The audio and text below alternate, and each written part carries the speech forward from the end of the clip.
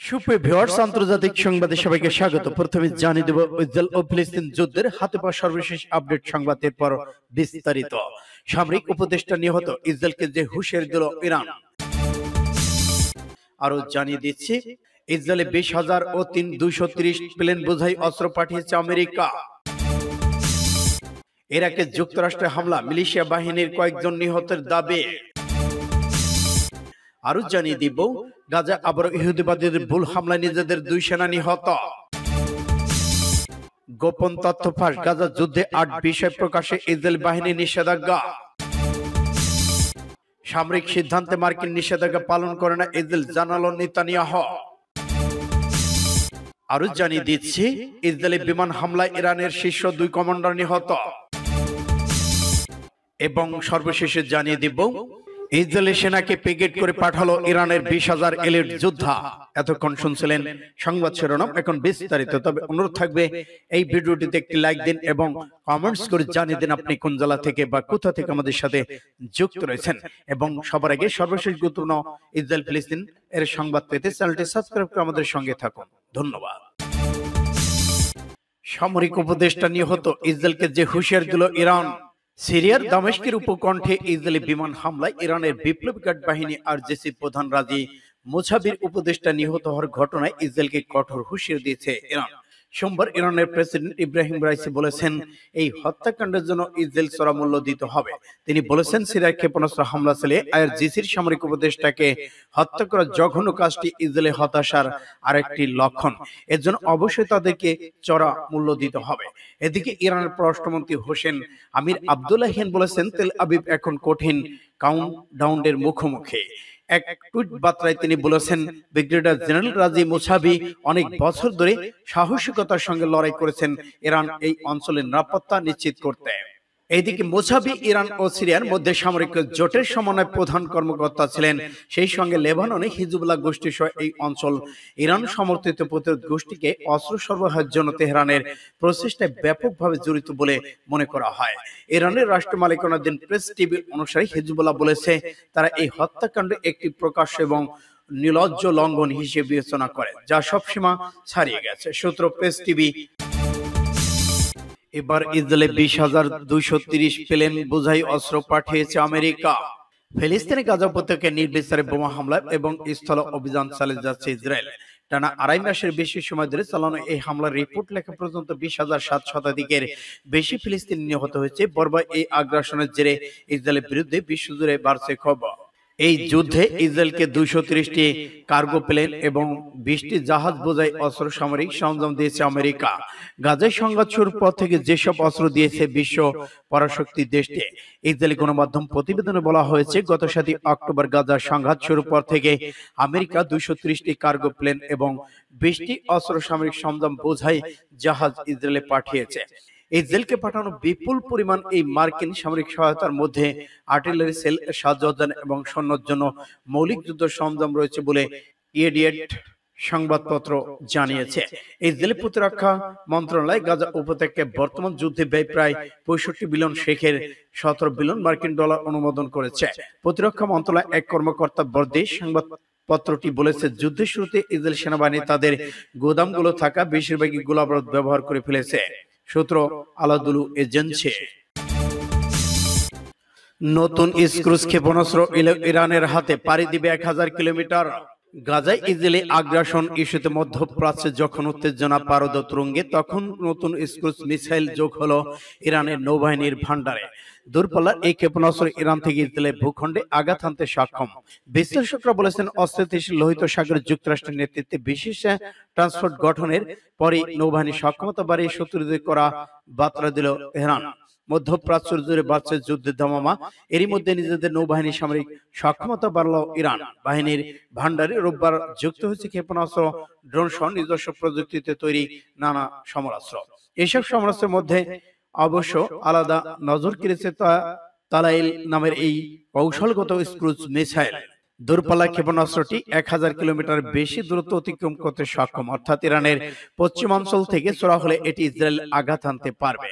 তেহরানের দাবি নিক্ষেপ করার পর মিশনের মাঝপথে এই স্মার্ট ক্ষেপণাস্ত্র লক্ষ্য পরিবর্তন করতে সক্ষম। দেশটির সিস্তান বেলুচিস্তান প্রদেশের কোনারক বন্দরে নৌঘাটির কর্মকর্তার কাছে এই মিসাইল উৎপেতে রাখা হয়। গাজায় আবারও ইহুদিবাদীদের ভুল হামলায় নিজেদের 2 সেনা নিহত। ভুল হামলায় নিজেদের আরো 2 সেনা নিহত হয়েছে বলে স্বীকার করেছে ইসরায়েলি সেনাবাহিনী। আল জাজিরা টেলিভিশন চ্যানেল জানিয়েছে, ইসরায়েলি সেনাবাহিনী গাজা উপত্যকায় একটি ভবনকে লক্ষ্য করে ভুল হামলা চালালে তাদের 2 সেনা নিহত হয়। ইসরায়েলি সেনা রেডিও জানিয়েছে, গত মাসে ইসরায়েলি সেনারা গাজার একটি বাড়িতে ট্যাঙ্কে হামলা চালায়। পরে জানা যায় ওই ভবনে ইসরায়েলের একটি ব্রিগেড অবস্থান করছিল এবং হামলায় তাদের 2 সেনা মারা গেছে। ইসরায়েলি সেনাবাহিনীর নয়া পরিসংখ্যান স্বীকার করা হয়েছে যে গাজার যুদ্ধ শুরু থেকে এ পর্যন্ত তাদের 491 সেনা নিহত এবং স্থল অভিযানে এ পর্যন্ত মারা গেছে 158 সেনা। ইসরায়েলি সেনাবাহিনী এর আগে তাদের ভুল হামলায় নিজেদের 3 বন্দী নিহত হয়েছে বলে খবর দিয়েছিল। সূত্র ফাস্ট টুডে। গোপন তথ্য ফাঁস, গাজা যুদ্ধের 8 বিষয় প্রকাশে ইসরায়েলি সেনাবাহিনী নিষেধাজ্ঞা। গাজা যুদ্ধ নিয়ে 8টি বিষয়ে ইসরায়েলি কোনো গণমাধ্যম খবর প্রকাশ করতে পারবে না বলে নিষেধাজ্ঞা জারি করে রেখেছে দখলদার ইসরায়েলি সেনাবাহিনী। দ্য ইন্টারন্যাশনাল শনিবার এ তথ্য দিয়েছে। প্রকাশিত রিপোর্ট অনুসারে ইসরায়েলের চলমান অপারেশন সোর্ড অফ আয়রন অভিযান নিয়ে খবর প্রকাশে বিষয়ে নিষেধাজ্ঞা জারি করেন দখলদার ইসরায়েল সেনাবাহিনী chief of director brigadier general কবি মাল্লুবদে। গত 7 অক্টোবর গাজা থেকে ইসরায়েলের ভেতর অভিযান চালানোর পর কোনো এক সময় এই নিষেধাজ্ঞা জারি করা হয়। নিষেধাজ্ঞা আদেশে বলা হয়েছে, দখলদার বাহিনী অনুমতি ছাড়া 8 বিষয়ে কোনো খবর প্রকাশ করা যাবে না। এগুলো ইসরায়েল নিরাপত্তার সাথে জড়িত। এ বিষয়ে পত্রিকা, রেডিও, টিভির রিপোর্টার ডেস্ক ও সাংবাদিক বিস্তারিত জানার অনুরোধ করেছে দখলদার বাহিনী।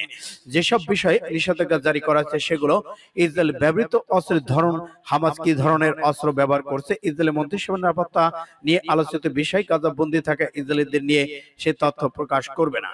এছাড়া ইসরায়েলি সেনাদের অভিযান সম্পর্কে বিস্তারিত কথা বলা যাবে না। ইসরায়েল গোয়েন্দা বিষয় এবং ইসরায়েলের যেসব স্পর্শকাতর স্থান গাজায় রকেট আঘাত হানছে সেগুলো নিয়ে কথা বলা নিষেধ করেছে। সূত্র ফাস্ট টুডে। সামরিক সিদ্ধান্তে মার্কিন নির্দেশ পালন করে না ইসরায়েল, জানালো নেতানিয়াহু। সামরিক সিদ্ধান্তের বিরুদ্ধে যুক্তরাষ্ট্রের নির্দেশ অনুসরণ করে না ইসরায়েল, এমন মন্তব্য করেন ইসরায়েলের প্রধানমন্ত্রী বেনিয়ামিন নেতানিয়াহু। গাজা অভিযানে পরিধি কমানোর সম্ভাবনা উড়িয়ে দিয়ে তিনি বলেছেন, নিজের নিরাপত্তার সিদ্ধান্ত তেল আবিব নিজেই নেয়। খবর আল জাজিরা। যুক্তরাষ্ট্র কিংবা অন্য কারো চাপে হামলা বন্ধ করা হবে না উল্লেখ করে নেতানিয়াহু বলেন, যুদ্ধ থামাতে যুক্তরাষ্ট্র আমাদের উপর চাপ প্রয়োগ করেছে এমন প্রোপাগান্ডা চালাচ্ছে কিছু গণমাধ্যম, অথচ এটা পুরোপুরি মিথ্যা। ইসরায়েল সামরিক অভিযান চালাবে কিনা সেই নির্দেশ যুক্তরাষ্ট্র থেকে নেয় না। আমরা স্বাধীন সার্বভৌম রাষ্ট্র, কারো নির্দেশে আমরা চলি না। গত শুক্রবার গাজায় মানবিক সহায়তা প্রবেশ নিশ্চিত করা পাশ করে নিরাপত্তা পরিষদ। এই সিদ্ধান্তের তীব্র প্রতিক্রিয়া জানিয়েছে তেল আবিব। এদিকে যিশুর জন্ম স্থান খ্যাত ফিলিস্তিনের পশ্চিম তীরে বেথেল নেটিভিটি চার্চেও চলছে ইসরায়েলের নির্মম তাণ্ডব। সূত্র ইন্ডিয়া টুডে। ইসরায়েলি বিমান হামলায় ইরানের শীর্ষ কমান্ডার নিহত। ইসরায়েলি বিমান হামলায় সিরিয়ার রাজধানী দামেস্কের উৎকণ্ঠে ইরানের বিপ্লবী গার্ড বাহিনী আইআরজিসি শীর্ষ এক উপদেষ্টা নিহত হয়েছেন। সোমবার দামেস্কে এই হামলা হয়েছে বলে 3টি নিরাপত্তা সূত্র ইরানের রাষ্ট্রায়ত্ত গণমাধ্যম নিশ্চিত করেছেন। সোমবার নিয়মিত সংবাদ সম্প্রচার থামিয়ে ইরানের রাষ্ট্রীয় টেলিভিশন সিরিয়ায় আইআরজিসির জ্যেষ্ঠ উপদেষ্টা একজন হিসেবে মোছাবির অভিহিত হয়ে তার মৃত্যুর ঘোষণা দিয়েছেন। এতে বলা হয়েছে 2020 সালে ইরাকে মার্কিন ড্রোন হামলায় নিহত আইআরজিসির অভিজাত শাখা কুদস ফোর্সের প্রধান কাসেম সোলাইমানির সাথে কাজ করেছিলেন মোছাবি।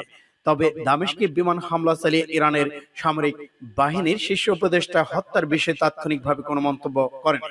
ইসরায়েলি প্রতিরক্ষা বাহিনী আইডি বছরের পর বছর ধরে সিরিয়ার ইরান সংশ্লিষ্ট বিভিন্ন লক্ষ্যবস্তু হামলা চালিয়ে আসছে। ইসরায়েল 2011 সালে সিরিয়ার শুরু হওয়া যুদ্ধের প্রেক্ষিতে বাশার আল আসাদকে সমর্থন জানার পর থেকে তেহরানের প্রভাব বেড়েছে। সূত্র ফাস্ট টুডে। গাজা যুদ্ধ থেকে ইসরায়েলকে প্যাকেট করে পাঠালো ইরানের এলিট যোদ্ধারা।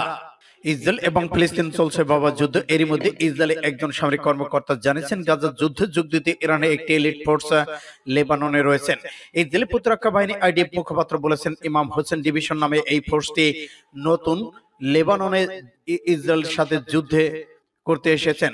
ইসলামী সশস্ত্র সংগঠন সহায়তা দক্ষিণ লেবানন এসেছে তারা। আরো বলেছেন, এটি সম্প্রতি সপ্তাহগুলোতে লেবানন সীমান্তে আইডিএফ এর সঙ্গে সংঘর্ষে জড়িত ছিল এবং ইসরায়েলি ভূখণ্ড আক্রমণাত্মক কার্যকলাপে অংশ নিয়েছে। বৃহস্পতিবার মার্কিন সামরিক নিউজের প্রতিবেদনের তথ্য জানানো হয়। ইমাম হোসেন ডিভিশন ফোর্সটি ইসলামী রেভলিউশনারি গার্ড কর্পস আর জিসি কুডস ফোর্সের একটি শাখা।